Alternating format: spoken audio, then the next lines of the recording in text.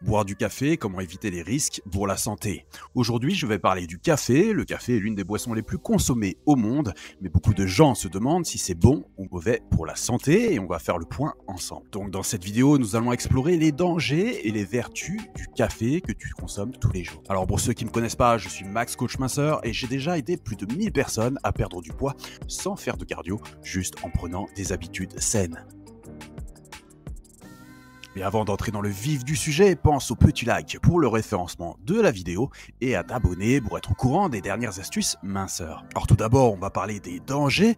Le café contient de la caféine qui est un stimulant très puissant. Si tu en bois beaucoup, cela peut provoquer des tremblements, de l'anxiété et même des palpitations cardiaques. Donc si tu as des problèmes de santé comme de l'hypertension artérielle ou des problèmes cardiaques, il est important de limiter ta consommation de café. De plus, le café peut également perturber le sommeil. Si tu bois du café très tard dans la journée, cela peut rendre plus difficile l'endormissement et perturber ton sommeil, ce qui peut avoir des effets négatifs sur ta santé sur le long terme. Les études ont attribué le manque de sommeil à une augmentation de la gréline, l'hormone qui régule la sensation de faim, ce qui peut entraîner une plus grande consommation de calories et une prise de poids. Il faut que tu évites aussi de boire du café à jeun. Boire du café le matin à jeun peut augmenter ton taux de cortisol, une hormone qui stimule l'appétit. De plus, si tu as un estomac sensible, il est préférable de manger des aliments avec ton café, car cette boisson acide peut provoquer des troubles gastriques. En effet, consommé à jeun, le café stimule la sécrétion de l'acide chlorhydrique, une substance qui aide à digérer les aliments et peut provoquer des troubles gastriques, comme des ballonnements, des remontées acides et des brûlures d'estomac. Tu sais aussi que le café ne serait pas bon pour les articulations. La consommation de café augmenterait le risque de développer de l'arthrose. Et oui, selon des docteurs finlandais, la consommation quotidienne serait liée à une augmentation du risque de développer cette maladie. Maintenant, parlons des vertus et surtout des vertus qui sont peu connues. Bois ton café bien noir. Si tu cherches à perdre du poids, boire du café noir peut vraiment t'aider. Oui, le café est riche en antioxydants et contient très peu de calories. Mais si tu ajoutes du lait ou du sucre, cela peut augmenter considérablement la teneur en calories de ta boisson. Si tu débutes dans la consommation de café noir, il peut être utile de réduire tes doses d'édulcorants jusqu'à ce que tu t'habitues au goût amer. Savais-tu que le café peut aider à réduire la douleur? Des études ont montré que la caféine peut aider à réduire la douleur. Si tu souffres de maux de tête ou de douleurs menstruelles, boire du café peut t'aider à soulager ta douleur. Le café peut aussi aider à améliorer ta mémoire à long terme. Des études ont également montré que la caféine peut aider réellement à améliorer ta mémoire. Par exemple, tu as un examen important à venir. Boire une tasse de café peut réellement t'aider à mieux te souvenir des informations importantes. Boire du café avant l'exercice physique. Et oui, la caféine peut aider à avoir un coup de pouce, un coup de boost et d'énergie, ce qui peut t'aider à brûler plus de calories pendant l'exercice. Certaines recherches mettent aussi en avant que le café stimule les vaisseaux sanguins du cerveau et les poumons, et cela pourrait aider avant de faire l'amour à atteindre l'orgasme. Il est à noter qu'avec le café, selon certaines études, on pourrait avoir la sensation d'orgasme améliorée. Maintenant, je vais répondre aux questions que vous m'avez posées sur le café. Par exemple, Nat qui me dit « Est-ce que le café, c'est bon pour la santé ?»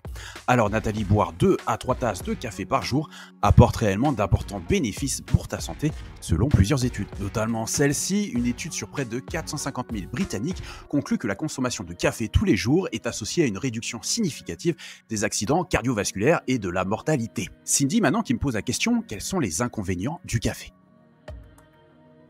Alors les méfaits les plus reconnus, quel que soit le nombre de cafés par jour et la variété, sont l'insomnie, l'agitation, les maux de tête et les reflux gastriques.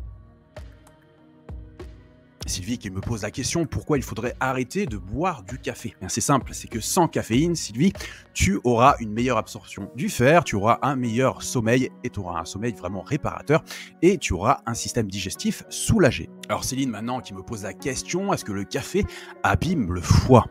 Eh bien, sache Céline que c'est même l'inverse puisque le café possède de nombreuses propriétés antioxydantes et donc aiderait le foie. Plusieurs études ont révélé que boire 2 à 3 tasses de café par jour peut avoir des effets bénéfiques pour les personnes atteintes d'une maladie de foie. Alors Sandra maintenant qui me pose la question, est-ce que le café fait vieillir? Eh bien Sandra, le café a tendance à déshydrater, ce qui accélère le vieillissement prématuré de ton épiderme. Sissou maintenant qui me pose la question, quand éviter de boire du café? Donc si officiellement les experts recommandent d'éviter le café au moins 6 heures avant d'aller dormir, cela varie réellement d'une personne à l'autre selon la sensibilité individuelle de chacun. Et disons que pour les plus sensibles, il ne faudrait plus boire de café après la pause déjeuner. Juliane, maintenant, qui me pose la question, quelle est la limite de café par jour? Bien, Juliane, quels que soient les effets avérés ou non du café, l'autorité européenne de sécurité des aliments conseillait en 2007 de ne pas boire plus de 5 tasses par jour pour les adultes et 2 par jour seulement pour les femmes enceintes. Anthony, qui me pose la question, quel est le meilleur café pour la santé? Alors, Anthony, pour privilégier une alimentation saine, choisis de préférence un café Arabica plutôt qu'un café Robusta. Et oui, riche en arômes, l'Arabica poussant en altitude, cela évite naturellement l'utilisation de certains produits chimiques, donc parce qu'ils sont effectivement plus difficiles à amener en montagne. Fatih qui me demande quelle est la meilleure boisson chaude pour la santé. Alors Fatih, pour moi la meilleure boisson chaude pour la santé c'est le thé vert, le thé noir ou le thé blanc. Quelle que soit l'option choisie, sache que le thé est réputé pour ses vertus sur le corps humain. Le thé vert ralentit le vieillissement cellulaire et est bon pour le cœur et pour la peau.